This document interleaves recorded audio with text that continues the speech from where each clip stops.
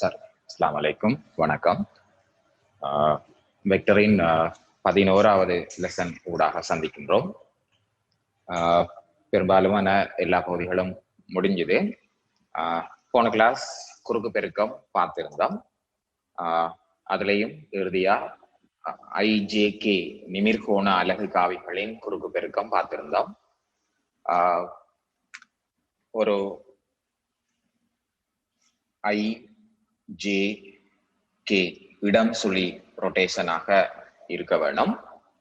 எங்களுக்கு அதுல I cross I 0, J cross J 0, K cross K 0 ஒரு பகுதியாக எடுத்திருந்தோம். ஏன்னா நாங்கள் இதுக்குள்ள திரும்ப பார்க்க வர மாட்டோம். பெரும்பாலும் கிராஸ் இனி எங்களுக்கு எக்ஸாம்பிளுக்குள்ள இல்லை.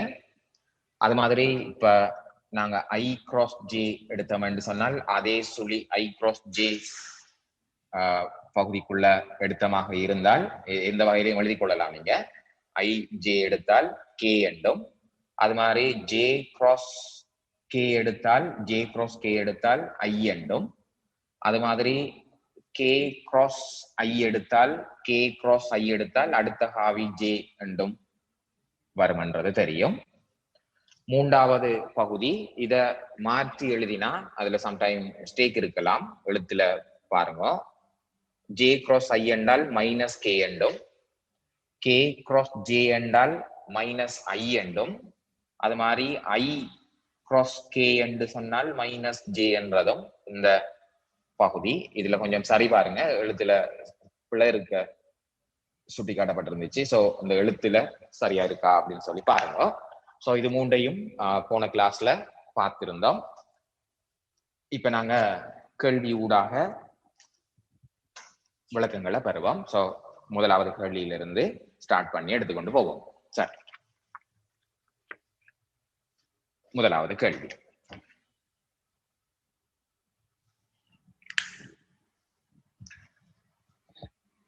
A plus 2B 3A minus B என்பன முறையே O குறித்து A, Bயின் தானக்காவிகளாகும். OA OB என்பன செங்குத்தானவை ஆயின் என காட்டுக.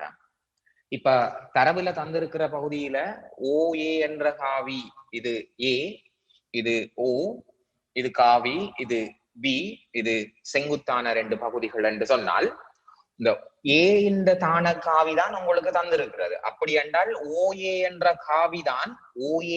காவிதான் உங்களுக்கு A சக 2B என்று சொல்லக்கூடிய காவி.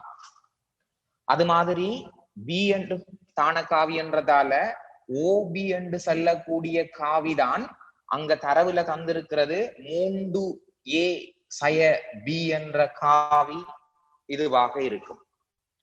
இப்ப செங்குத்தான ரெண்டு பகுதிகளை யோசிங்க. செங்குத்தான ரெண்டு பகுதிகள், செங்குத்தான ரெண்டு காவிகளின் பெருக்கம் 0 வரும். செங்குத்தான இரண்டு காவிகளின் பெருக்கம் 0 வரும். சோ அதுல சொல்லி இருக்கிறார் OA என்ற காவியாக இருக்குதாம் என்று சொன்னால் OA என்ற குற்றுப்பெருக்கம் OB என்ற குற்றுப்பெருக்கமாக இருக்கும் போது 0 வரும். இதுதான் எங்களுக்கு இடத்துல தேவையான கண்டிஷன். அதை எழுதித்தான் செய்ய வேணும். அப்ப OA என்று சொல்லக்கூடிய காவியில A சக 2B என்ற காவியும் டாட் அது A சய B என்ற காவியும் குற்றுப்பெருக்கம் செய்தால் 0 வரும். இப்ப இந்த A எடுத்து இதால பெருக்கக்குள்ள 3A டாட் A தானே, அப்படி எழுத தேவையில்லை. பருமண்ட வர்க்கம் என்று எழுதுவோம். இந்த A எடுத்து இத பெருக்கக்குள்ள மைனஸ் A டாட் B என்று வந்திருக்கும். இந்த 2B எடுத்து 3A பெருக்கக்குள்ள 6A டாட் B என்று வந்திருக்கும். இந்த 2 எடுத்து இந்த பகுதியை பெருக்கக்குள்ள 2B இந்த வர்க்கம் பருமனாக இருக்க இவ்வளவு பகுதியும் வந்திருக்கும். சோ ஏற்படுத்தி இருக்கின்ற பெருக்கம் சாதாரணமான பகுதி, சாதாரணமாகவே பெருக்கிக் கொள்ளுங்க, பிள்ளைகளும் பயப்பட தேவையில்லை. A என்ற காவி இந்த A என்ற காவியோட பெருக்கும் போது 3A என்ற பருமனம், A என்ற காவி B என்ற காவியோட பெருக்கும் போது அந்த மைனஸ் A டாட் B என்ற காவியும், 2 b-ஆல இது பெருக்கம் செய்யக்குள்ள ஈர் 3 6 எண்ணிகள் பெருக்கிப்படக்கொள்ளும் b a-ஆல பெருக்கினா b ab என்றும் எழுதலாம். சோ ab என்று காமனாக எழுதிக் கொள்வோம். b 2 b க்குள்ள சோ 2 விட வந்துரும் பாருங்க. சோ இதுல உங்களுக்கு 5 a டாட் b என்ற பகுதி இருக்கும். இது ரெண்டையும் சுருக்கம் செய்தால் மீதமெல்லாம் அடுத்த சைடுக்குள்ள கொண்டு போங்க. இது அங்கால கொண்டு போனீங்கன்னு சொன்னா 2b a இந்த பருமன் என்ற வர்க்கம் என்று வரும். சோ ஃபர்ஸ்ட் பார்ட் சரி, சாதாரணமான ஒரு பெருக்கமாக இருக்குது. பிறகு a இந்த பருமனுக்காக 2ஐயும் b இந்த பருமனுக்காக 1ஐயும் தந்திருந்தால் a, b இடையிலான கோணத்தை காண்க. சோ அந்த இடத்துல இருந்து நாங்க கேள்வியை ஸ்டார்ட் பண்ணுவோம். 5 a டாட் b சமன் எங்களுக்கு 2b இந்த பருமன் அதற்குரிய வர்க்கமாகவும் -3a இந்த பருமன் அதற்குரிய வர்க்கமாகவும் இருக்குது. இப்ப நாங்க இதண்ட பகுதியில் எடுத்தோம் என்று சொன்னால் 2 b இந்த b-க்குரிய பருமனாக எங்களுக்கு தரப்பட்டிருக்கிறது 1, a-க்குரிய பருமனாக தரப்பட்டிருக்கிறது 2. அப்ப எங்களுக்கு a இந்த பருமனாக தரப்பட்டிருக்கிறது 2ம் b இந்த பருமனுக்காக தரப்பட்டிருக்கிறது 1ஐயும் இங்க பிரதியீடு செய்யலாம். இது எதுக்கு சமனானது? 5a டாட் b க்கு சமனானது. இதை சுருக்கிக் கொள்ள இயலும். இதுக்கும் நாங்க பெருமதியை கொண்டு வருவோம். 5 இந்த a டாட் b க்கு பதிலாக எங்களுக்கு கோணம் ஊடாக பெருக்கம் எழுதலாம். எப்படி? mod of a mod of b, a இன் பருமன் b இன் பருமன் cos theta என்றதுதான் இந்த a க்கும் b க்கும் இடையிலான கோணம் என்று கருத்து. ஆகவே இந்த பகுதியை எழுதிட்டு இதுல 2 6 என்று இருக்க போகுதோ. இப்ப 5 இருக்கும், a-க்கு பதிலாக 2 இருக்கும், b-க்கு பதிலாக 1 இருக்கும், தர cos theta. அது சமன் இந்த இடம் -4. இவ்வளவும் அதுக்குள்ள சொல்லப்பட்ட பகுதி. சோ சரியாக இடப்பட்டிருக்கான்றத சரியா பார்த்து கொள்ளுங்க. இந்த இடம் 5a டாட் b ஆக அவ்வளவும் 2b இந்த பருமன் 2 தர 1 வர்க்கம், இதுல 2 வர்க்கம். சோ a இந்த பருமன் அதனுடைய வர்க்கம். சோ இந்த இடம் 3 தர 4 என்று வரும் 12. ஆகவே இங்க வார பெருமதி 10. சோ அந்தந்த இடங்கள்ல திரும்ப ரிப்பீட் பண்ணி பார்க்க வேணும். ஏனென்றால் நாங்க அதை சுருக்க பிழைகள் பொதுவா வார ஆடத்துல வாய்ப்பு இருக்கும். வெக்டர் முடிய இந்த ஸ்டெப்பை சரியா பார்த்து கொண்டா சாரி. ரைட். இப்ப எங்களுக்கு பருமனுடைய வர்க்கம் ஊடாக அதுல பகுதிகளை கொண்டு வந்திருக்கிறோம். சோ இங்க எங்களுக்கு 10 என்று இருக்குது, இங்க cos theta இருக்குது -10. 10 அங்கால கொண்டு போய் சுருக்கி விட்டோம் என்று சொன்னால் cos theta சமன் -1 என்று வருது. 1 என்றது பூச்சிய கோணத்துக்கு வராது. இது எங்களுக்கு 180 பாகைக்குத்தான் சய 1 என்றதால இது கொஸ்ல பை 180 பாகைக்குரியதாக இருக்கிறதால பீட்டாவின் பெருமானம் பை ஆக இருந்திருக்கும். கேள்விய ஒரு சாதாரணமா நார்மலா ஒரு வகையில செய்து கொண்டு போங்க. தியரியை வச்சுட்டு கேள்வி எல்லாத்தையும் கம்ப்ளீட் பண்ணலாம்னு நினைக்க இயலாது. கேள்வி ஊடாக நிறைய விஷயங்கள் திரும்பவும் தியரியாக கொண்டு வர வேண்டிய ஒரு பகுதியாக இருக்கும். கேள்வியை விளங்குற மாதிரி செய்து கொண்டு போனீங்கன்னா ஜாரி விளங்கி இருக்குன்னு நினைக்கிறேன். தெளிவா ஒவ்வொருத்தரும் நீட்டா எழுதி ஒர்க் அவுட் பண்ணிக்கொள்ளுங்க. பெருக்கம் முதலாவது விஷயம், 2 செங்குத்தான காவிகளின் பெருக்கம் 0 வரணும் என்றது உங்களுக்கு தெரிய வேணும். சோ அந்த கன்செப்டை யூஸ் பண்ணி உங்களுக்கு பெருக்க தெரியுமா அப்படின்னு சொல்லி பார்த்திருக்குது. சோ அதனால கிடைக்கப்பெற்ற விடை இது உங்களுக்கு எடுக்க இயலுமா அப்படின்னு சொல்லி பாக்குறீங்க. இரண்டாவது, a இந்த பருமனையும் b இந்த பருமனையும் பிரதியிடத்தோட a டாட் b க்கான வாய்ப்பாடு mod a mod b cos theta. இது பருமன்கள் ரெண்டையும் குறித்து காட்டுது. அங்க எல்லா பிரதியிடையும் செய்தால் இந்த 2 காவிகளுக்கு இடையிலான கோணமாக இது கருதப்படும். ஆகவே இந்த cos thetaக்கு பதிலாக -1 வருது. அந்த -1 என்று சொல்லக்கூடியது 180 பாகை. ரெண்டுமே 180 பாகை என்றால் யோசிச்சு பாருங்க. a என்ற காவி இந்த வகையில இருந்திருந்தால் b என்ற காவி இந்த பக்கம் இருந்திருக்க வேணும். அதுல போக்கு மாறி இருக்கும். -a என்று காட்ட தேவையில்லை. சோ இந்த இடம் தான் எங்களுக்கு 180 பாகையாக இங்க குறிப்பீடு செய்யப்பட்டிருக்கின்ற ஒரு விஷயம். இரண்டாவது கேள்வி. பொதுவாக நேர்கோட்டுல புள்ளிகள் இருக்கிறதாக கேட்கப்படுறது ஒரு வகையான கேள்வி. அப்படி வந்தால் சிக்கல் இருக்காது. 3 புள்ளிகள் ஒரு நேர்கோட்டுல இருக்கக்கூடிய வாய்ப்பு சம்பந்தமான ஒரு கேள்விதான் அது. கேள்வியை வாசிச்சு கொண்டு நாங்க தீர்கின்ற படங்கள் வந்து மார்க்ஸுக்குரியது இல்லை. ஆனால் நாங்கள செய்முறைக்கு மிக முக்கியமானது படமாக இருக்கும் என்றதால படங்கள் கீற தெரியண்டாலும் இடை நடுவே கைவிடப்படுற ஒரு பகுதியாக இருக்கும். சோ இந்த கியூட கம்ப்ளீட் பண்ணி பாருங்க, முழு நுழையும் உள்ளுக்காக இருக்கும், எது வந்தாலும் செய்யலாம் என்ற அளவுக்கு இருக்கும். சோ இப்ப நான் இதுல எடுத்துக்கொள்ளுறேன் PQ என்ற ஒரு காவிதம் இருக்கு பாருங்க. ஆனா நல்லா பாருங்க, P குறித்து சொல்லி இருக்கு யார, Q. ரெண்டாவது காவிய பாருங்க PR, P குறித்து தான் R-ஐயும் சொல்லி இருக்கு. அடுத்ததை பாருங்க PS, P குறித்து தான் S-ஐயும் சொல்லி இருக்கு. ஆகுமாறு PQRS, இங்க P தான் உற்பத்தி, P தான் உற்பத்தி எனும் புள்ளிகள் எடுக்கப்பட்டுள்ளது. QRS எனும் புள்ளிகள் ஒரே நேர்கோட்டில் உள்ளன என காட்டுக. இப்ப இப்படி இந்த ஒரு Q என்ற ஒரு புள்ளியை போடுறேன், இடையில R என்ற ஒரு புள்ளியை போடுறேன், அடுத்தது S என்ற ஒரு புள்ளியை போடுறேன்.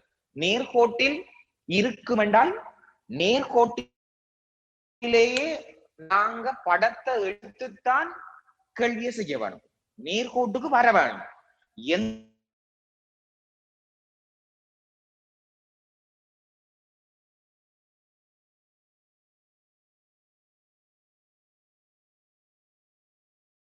ஒரு குறிப்பிட்ட ஒரு இடத்திலேயே எடுத்துக்கொள்ளுறேன்.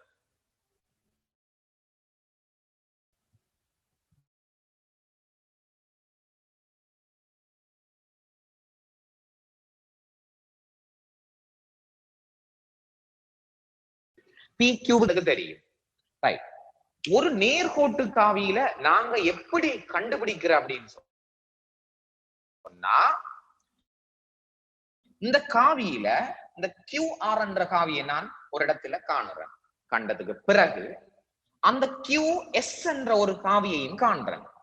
இவர் நேர்கோட்டு காவியாக இருந்தால் ஒரு மடங்கு உங்களுக்கு வெளிப்படுத்தி காட்டப்படும், கேள்வி செய்யக்குள்ள விளங்கும் என்று நாங்க ஃபர்ஸ்டா சந்திக்கிறோம் நேர்கோட்டில் இருக்கிறது.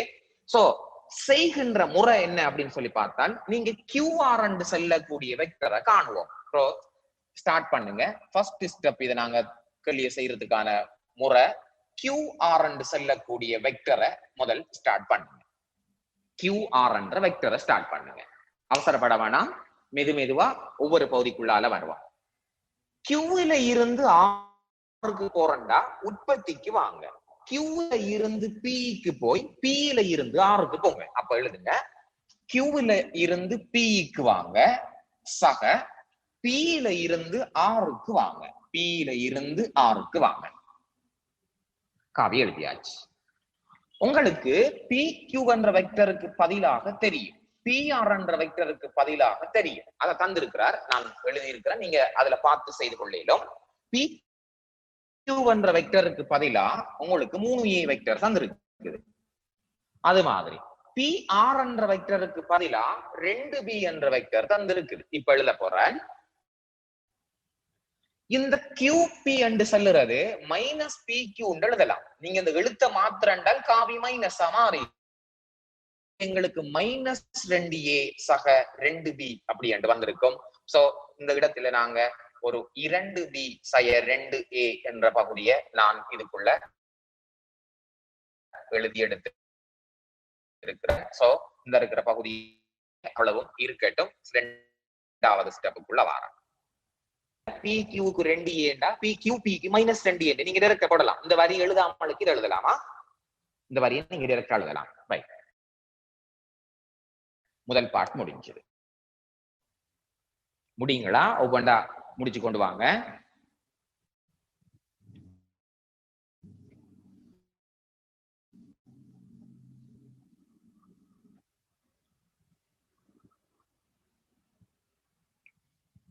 Second part.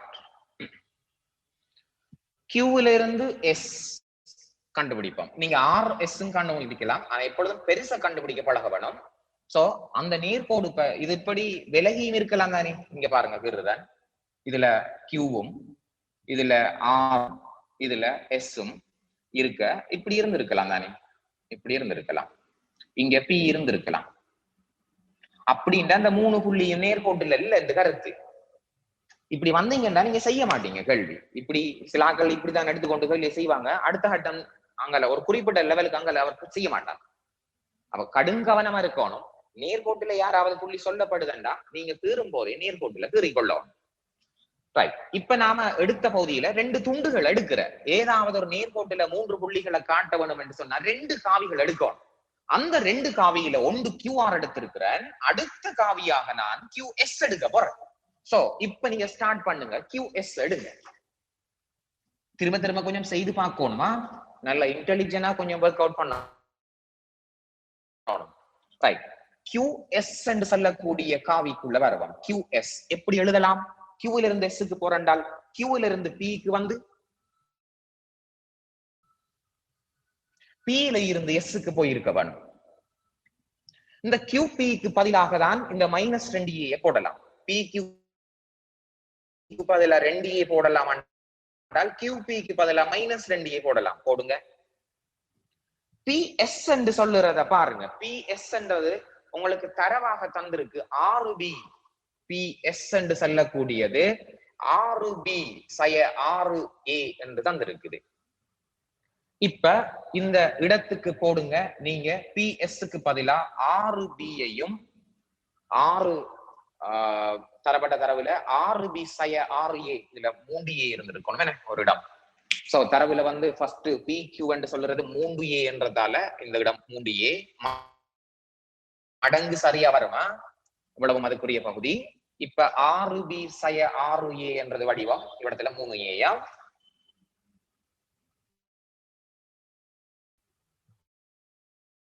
இப்ப பாருங்க இந்த இடம் உங்களுக்கு 6B சய 9A என்று வரும். 6B சய 9A என்று வரும். இதுல ஒரு மடங்கு கொண்டு பொதுவா வழியில வரும். இது என்று பாருங்க 3 பொது எடுக்கலாம். 2B சய 3A.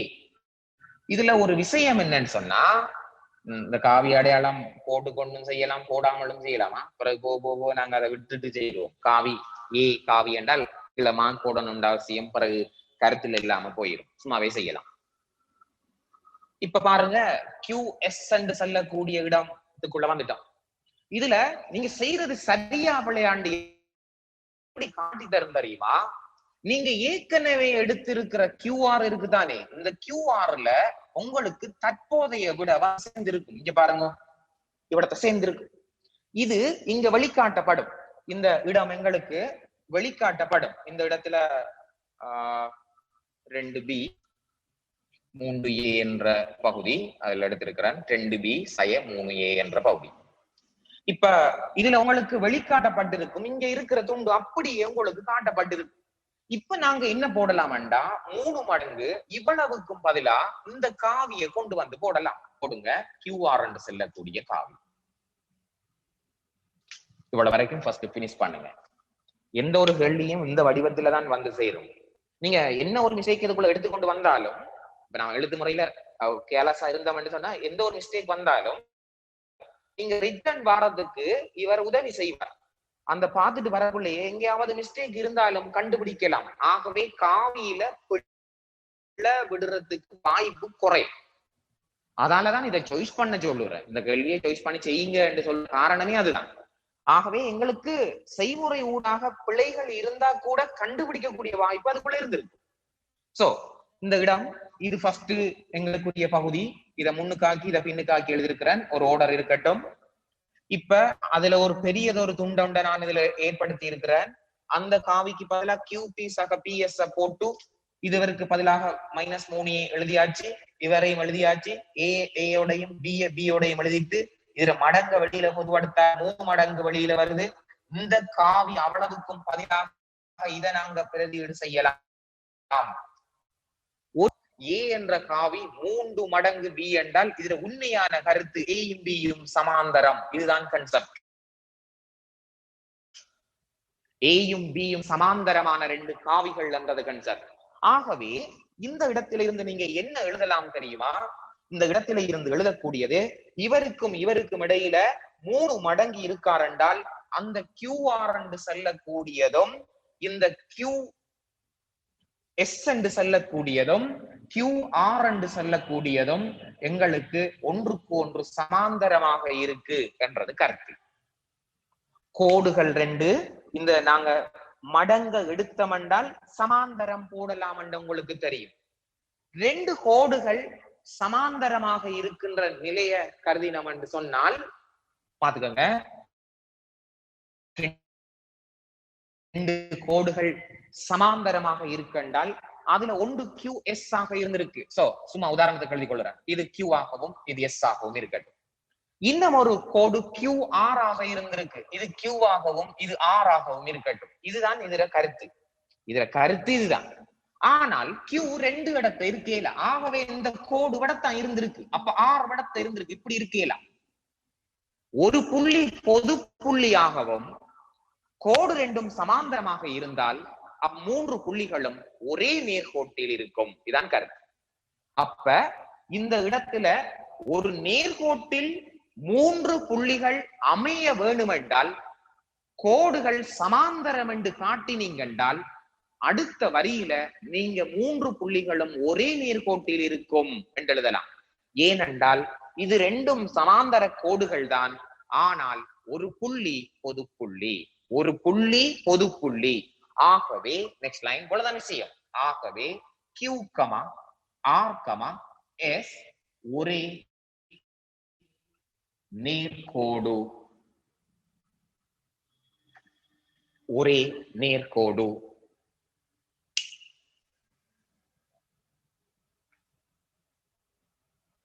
ஒவ்வொரு கேள்வியிலையும் அந்த திரும்ப செய்து விளங்குற மாதிரி கொண்டு போங்களா, திரும்ப ஒரு தடவை இருந்து என்னென்ன நடந்திருக்குன்னு செல்ஃபா ஒரு தடவை செஞ்சுட்டு விடுங்க. திரும்ப மறக்காது.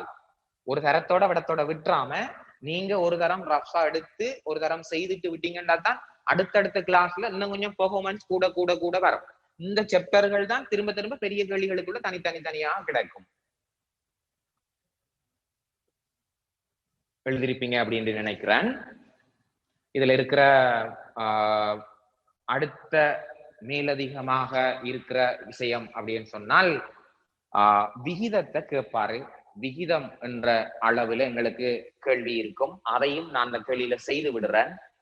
கேட்கப்படலை என்றாலும் இது என்ன விகிதத்தில பிரியும், இதோட தான் அந்த கேள்விகள் பினிஷ் ஆகி கொண்டு வரும். சோ அதை நான் எப்படி கண்டுபிடிக்கிறோம் அப்படின்னு சொன்னால் ஏற்கனவே நாங்க இவ்வாறான விஷயங்கள் பார்த்து வச்சிருக்கிறோம். சோ விகிதம் அப்படின்னு சொல்லி வந்தால் QS சமன் 3 QR. வெக்டர் போட தேவையில்ல, பிரிக்க போறேன். QS QR ஆல பிரிச்சால் 3 அப்படின்னு வருது. அந்த QR அஞ்சல கொண்டு இருக்கேன். இதுல 3 என்றால் கீழே 1 இருக்குன்னு கருத்து. 3 என்றால் கீழே 1 இருக்குன்னு கருத்து. அப்ப QR நீளம் ஒரு பங்காக இருந்திருக்கும். QS நீளம் 3 பங்கா இருந்திருக்கும். ஆகவே மீதியாக இருக்கிறது 2 பங்கு. மீதியாக இருக்கிறது 2 பங்கு. இது பிரிக்குகின்ற விகிதம் QRக்கு RS என்று சொல்லுறது 1:2. அத ஒரு சைட்ல சும்மா மார்க் பண்ணி வச்சுக்கொள்ளுங்க. இந்த இடத்தையும் ஒரு இடத்துல காட்டி அந்த விகிதம் எப்படி வருது அப்படி என்று எடுத்துக்கொள்ளுங்க. இதுக்கு நான் இன்னும் கியூட் உதாரணம் போட்டிருக்கேன். திரும்ப செய்யும் போது அடுத்த கேள்வி செய்யும் போது இன்னும் கொஞ்சம் பெர்ஃபார்மன்ஸா இருக்கும். அப்ப எங்களுக்கு விஷயம் என்னன்றத சரியாக புடிச்சு கொண்டால் போதும் என்றத எடுத்துக்கொள்ளுங்க. சோ நேர்கோட்டில 3 புள்ளிகள் இருக்க வேணுமாக இருந்தால், நேர்கோட்டில 3 புள்ளிகள் இருக்க வேணுமாக இருந்தால் நீங்க 2 காவி துண்டுகளை, 2 கோட்டு துண்டங்களை கருத்துல எடுக்க வேணும். அதுல ஒன்று சிறுசடுங்க, மற்றது பெருசாக இருக்கின்ற முழு பகுதியை எடுங்க. கேள்வி செய்ய லேசா இருக்கும். சோ இந்த இடத்துல இந்த கேள்வி இவ்வளவுக்கும் வந்திருக்குது. இனி 3வது கேள்விக்குள்ள வரேன்.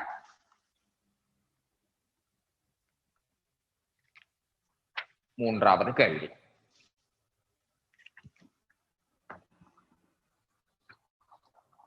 OAB என்பவற்றில் கேள்வியை ஃபர்ஸ்ட் ஃபுல்லா வாசிச்சு கொள்ளுங்க.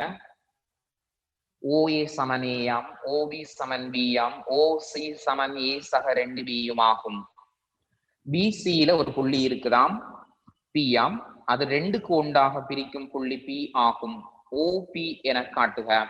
OP, AB என்பன இடைவெட்டும் புள்ளி R ஆயின் RB இந்த வடிவத்தில உணர்த்தி அந்த விகிதத்தை 2க்கு 7 என்று காட்டலாம். பெரிய கேள்வி அது, உண்மையிலேயே பெரிய கேள்வி. ஐடியாக்களோட கேள்வி ஊடாக செய்து கொள்வோம். கேள்விக்குள்ள வாரம்.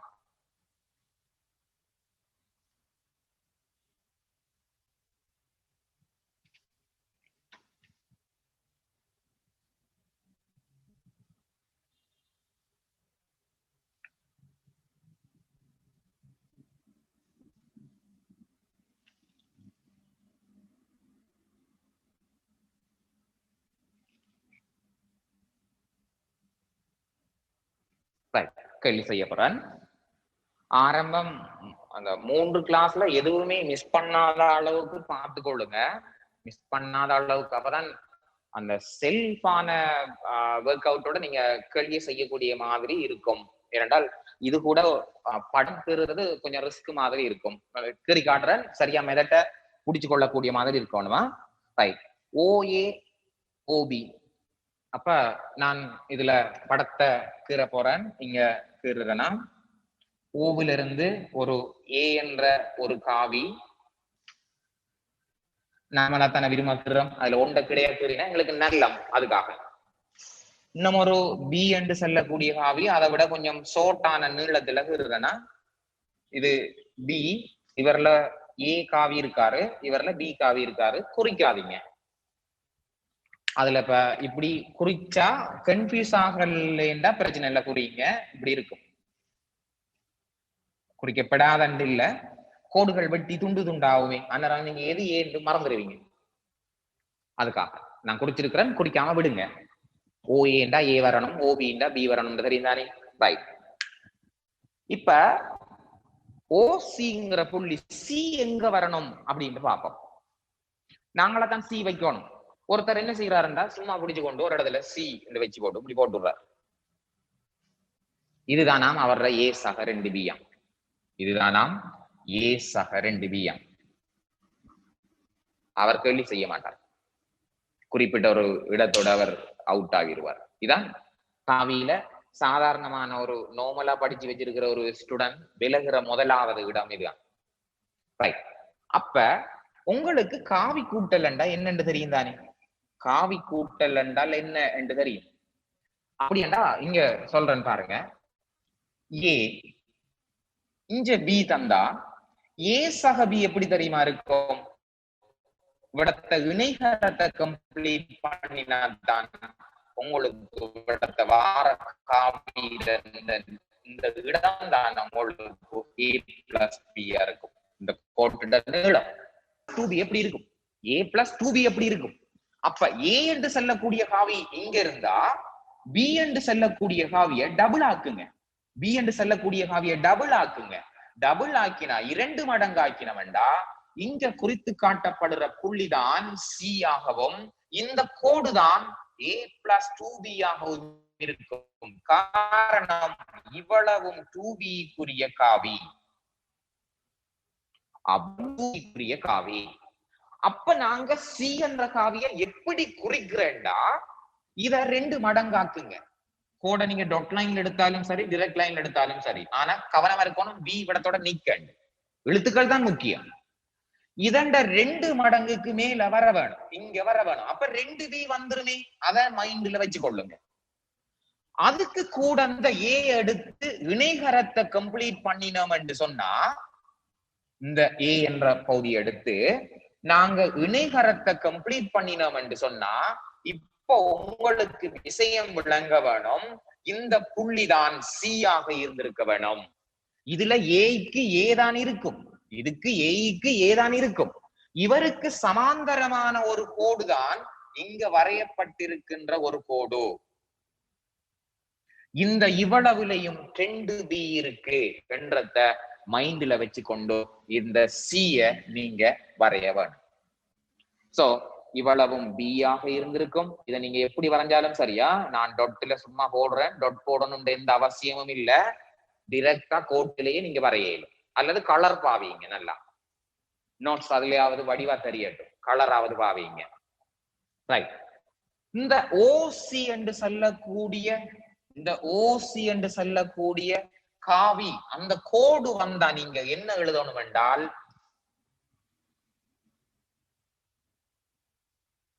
ஏ சக 2b அப்படி என்று எழுதணும்.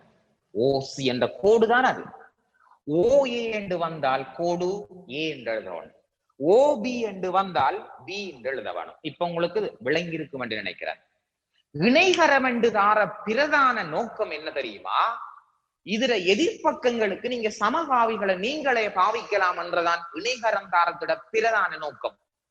ஓஏக்கு பதிலா யார் காவியை கொடுக்கலாம் என்றால், இந்த இடத்துல நான் ஒரு எழுத்து போட்டால், டி என்ற ஒரு எழுத்து போட்டால் டிசி என்ற காவியை நீங்க கொடுக்கலாம்.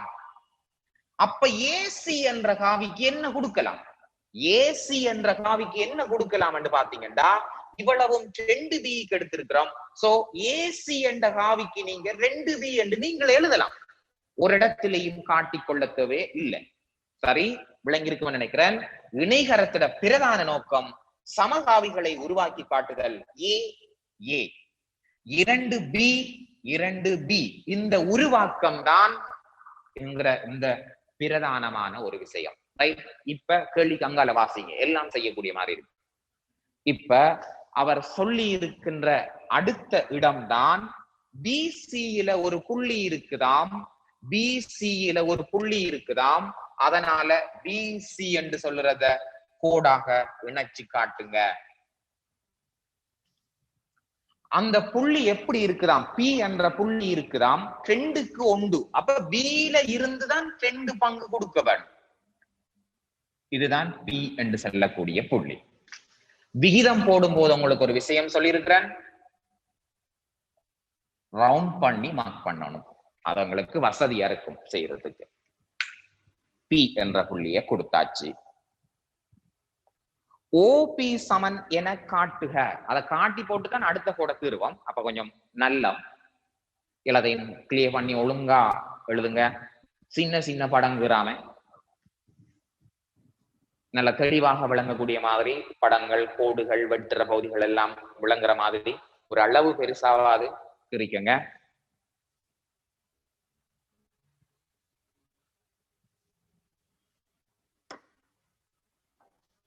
இப்ப கேட்டு இருக்கிற பகுதி ஓபி என்ற கோடு.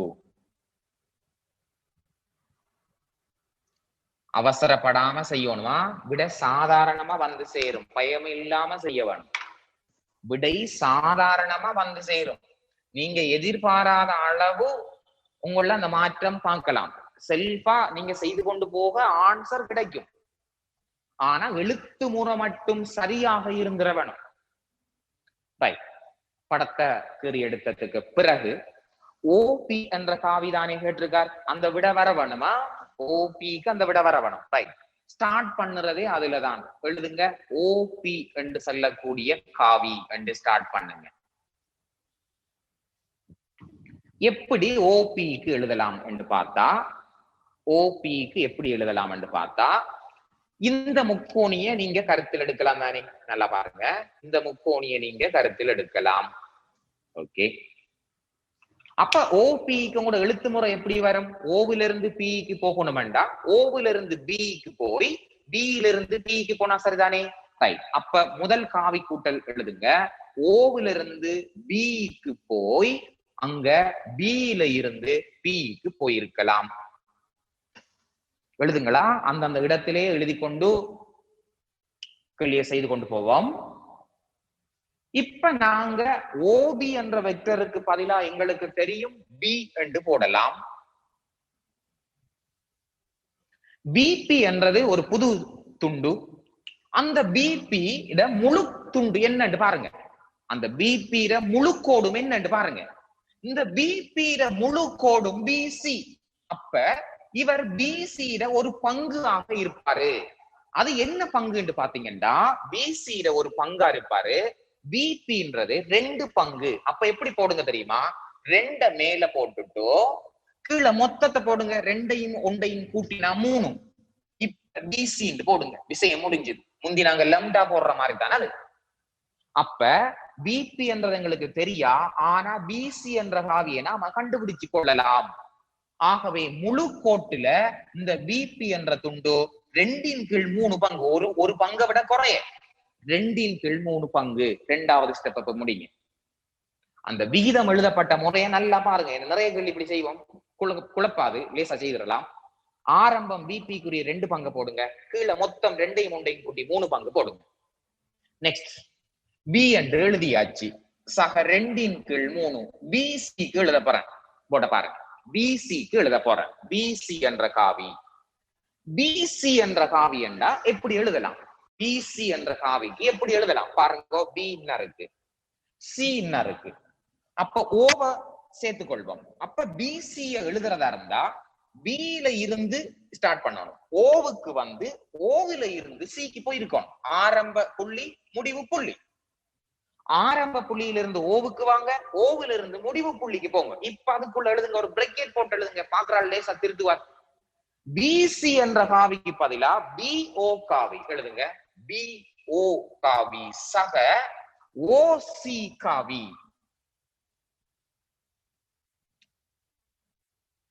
ஓபிண்டா பி போடலாம், பி ஓண்டா -b போடலாம். போடுங்க. இனி விட வர கேட்ட கேள்விக்குரிய விட இருக்குமாங்க. 2/3. இவருக்கு பதிலா -b போடுங்க. ஓசிக்கு பதிலா ஏற்கனவே எடுத்து வச்சிட்டோம். அது எங்களுக்கு தெரியும். ஏ சக 2b என்று தெரியும். இவர் நாங்க அமைப்பையே கீறி எடுத்ததா தரவுலே தந்திருக்கிறார். சுருக்குங்க. இதுல ஒரு பி இருக்கும், ஒரு 2/3 இருக்கும். இதுல ஒரு ஏ சக பி இருக்கும்.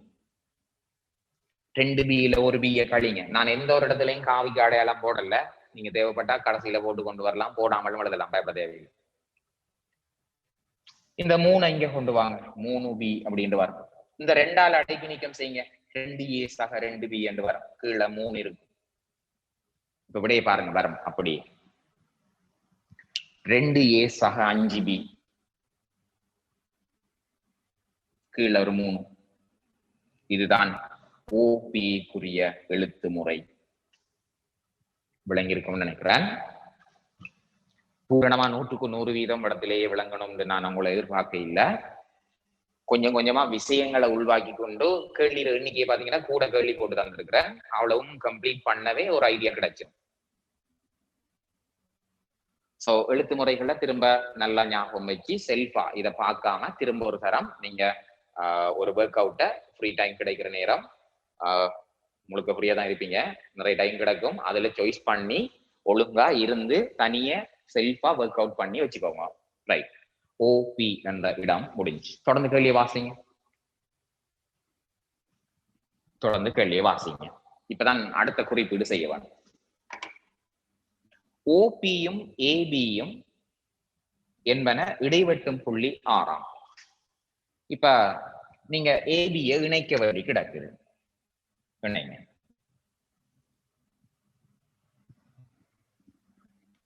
இந்த புள்ளியிட பேர் வந்து 6. இத புள்ளிய குறிச்சு வைங்க. 6.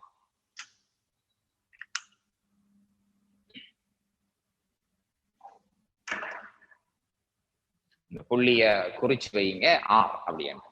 ரைட். இப்ப நாங்க கேட்ட கேள்விக்கு எழுதினா சாரி நல்லா விஷயத்தை நோக்குங்க. உங்கள்ட்ட ஓபி என்ற காவி கேட்டது சும்மா கேட்கல, உங்களுக்கு உதவி செய்யறதுக்காக தான் அவர் கேட்டிருப்பார். ஓபி என்ற காவி அவர் கேட்டு வச்சிருக்கிறது உங்களுக்கான உதவிக்காக தான். ஓபி என்ற காவி எப்படி எடுத்தோம் என்று சொன்னால், ஓவில இருந்து இந்த பி என்று சொல்லக்கூடிய அந்த நீல நிற கோடால நான் இருக்கிற இடத்துல ஓபிய கண்டு வச்சதால உங்களுக்கு ஓஆர் நீங்க யூஸ் பண்றதுக்கான ஒரு வாய்ப்பை உங்களுக்கு ஏற்படுத்தி தந்திருக்கிறார். இதை மனசுல வச்சுக்கொண்டு எதை கேள்வியாக எடுத்திருக்கிறாரோ அதுல ஸ்டார்ட் பண்ணணுமா, ஆர்டி என்று கேள்வியை ஸ்டார்ட் பண்ணி இருக்கிறார். மற்றதெல்லாம் அழிக்கிறேன்னா ஸ்டார்ட் பண்ணுங்க. ஆர்டி என்று கேள்வி ஒன்று செய்யறது அப்படித்தான். நாங்க விடைய நோக்கி பயணம் செய்யறல்ல. அவர கேள்விய காட்ட சொன்ன இடத்தை எடுத்தா விட எங்களுக்கு தானாக வந்து சேரும். செய்து முடிக்கும் வரைக்கும் எங்களுக்கு விடை என்னன்றது காட்டுப்படாம இருக்கும். செய்து முடிச்சு கொண்டா சரி. ரைட், ஸ்டார்ட் பண்ணுங்க. ஆர்பி என்ற காவி என்று ஸ்டார்ட் பண்ணுங்க. ஆர்பி என்ற காவி என்று ஸ்டார்ட் பண்ணுங்க. அப்ப ஆர்பி என்றா எப்படி காவி கூட்டல் எழுதலாம் என்று யோசிங்க. ஆர்பிக்கு பதிலாக நீங்க எப்படி காவி கூட்டல் எழுதலாம்? நான் இப்ப ஆர்பி என்றத எடுத்தேன் என்றால் முக்கோணி ரீதியாக இப்படி சொல்லலாம். ஓகே, அப்ப ஆர்ல இருந்து பிக்கு போகணும்டா ஆர்ல இருந்து ஓவுக்கு வந்து ஓவுல இருந்து பிக்கு போய் இருக்கணும். எழுதுங்க. ஆர்ல இருந்து பிக்கு வந்து ஓவுல இருந்து பிக்கு போயிருக்கணும். ஆர்ல இருந்து ஓவுக்கு வந்து ஆர்ல இருந்து ஓவுக்கு வந்து ஓவுல இருந்து பிக்கு போயிருக்கணும். அது முடிஞ்சு. நான் ஓபியில தான் எழுத போறேன்னா அப்ப ஆர் ஒன்று இருக்காம ஓஆர் ரெண்டு மாத்தம் செய்ய போறேன். பாருங்க, இவர் மைனஸ் ரெண்டு போட்டா ஓஆர் காவி எழுதலாம். ஓபி வார இடத்துக்கு பதிலா பி போடலாம். தெரியுதானே? தெரிஞ்சத முடியுங்க. எழுதி கொண்டே செய்யுங்க, எழுதிக்கிட்டே செய்யுங்க. ரைட், அடுத்த ஸ்டெப் நல்லா கவனிக்கணும். போர்டர் பாருங்க. ஓஆர் சொல்றத முழு காவி ஓபியில நான் ஒரு மடங்கு எழுத போறேன். சோ மைனஸ போட்டுட்டு ஒரு லெம்டாவை போட்டுட்டு நான் இவருக்கு பதிலா ஓபி போட போறேன். செய்ய முடியுது. ஒரு சிறிய துண்ட பெரிய போட்டுல மடங்காக எழுதும் போது தெரிஞ்சால் விகிதம் எழுதுங்க, தெரியாட்டி மாறி ஒரு காவிக்குள்ள 2 மாறிலி போடலாம். லெம்டா மின் போட்டு நாங்க 2ஐயும் கண்டுபிடிக்கலாம், பயம் இல்லாம செய்யலாம். சோ இந்த இடம் தான் நான் கொண்டு வந்திருக்கிற இடம். நல்லா யோசிச்சு பாருங்க. ஓஆருக்கு பதிலா ஓபிக்கு ஒரு மடங்க போடுவோம். ஆகவே இவரை விட்டு போட்டு ஓஆரை விட்டு போட்டு பெரிய துண்ட போடுவோம், ஓபிய போடுவோம், ஒரு மடங்கோட போடுவோம். இப்ப உங்களுக்கு ஓபி என்றது தெரியும். ஓபி என்றது தெரியும். போடுங்க. 2a சக 5b என்ற காவி கீழே ஒரு 3 சக ஒரு b. இப்ப முன்னுக்காக்கி எழுதுங்க. பிய முன்னுக்காக்குங்க. சய லம்டாவின் கீழ் 3 போடுங்க. இங்க 2a சக 5b இவ்வளவும் மாறிலிய முன்னுக்காக்கியாச்சு. லம்டாவையும் 3ஐயும் ஒருமிக்காக்கியாச்சு. பிளஸ் முன்னுக்கு எழுதுங்க, மைனஸ பின்னுக்கு எழுதுங்க. இது ஆர்பி என்றது வடிவம். இப்ப விடைய பாருங்க, நல்லா விடைய பாருங்க. அவ்வளவும் அப்படி இருக்கு. இவருக்கு பதிலா கே என்று தந்திருக்கிறார். சோ போடுங்க.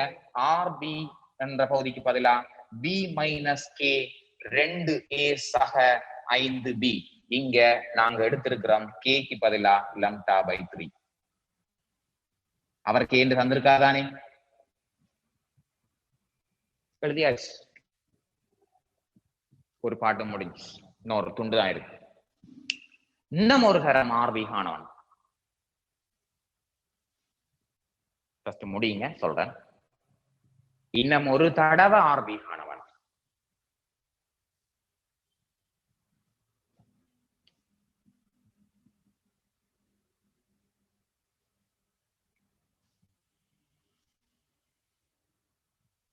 அளிக்கிறேன். ஆர்பி இன்னும் ஒரு தடவை காவி கூட்டல்ல தான் காணணும் அவசியம் இல்லை, மடங்குலையும் காணலாம்.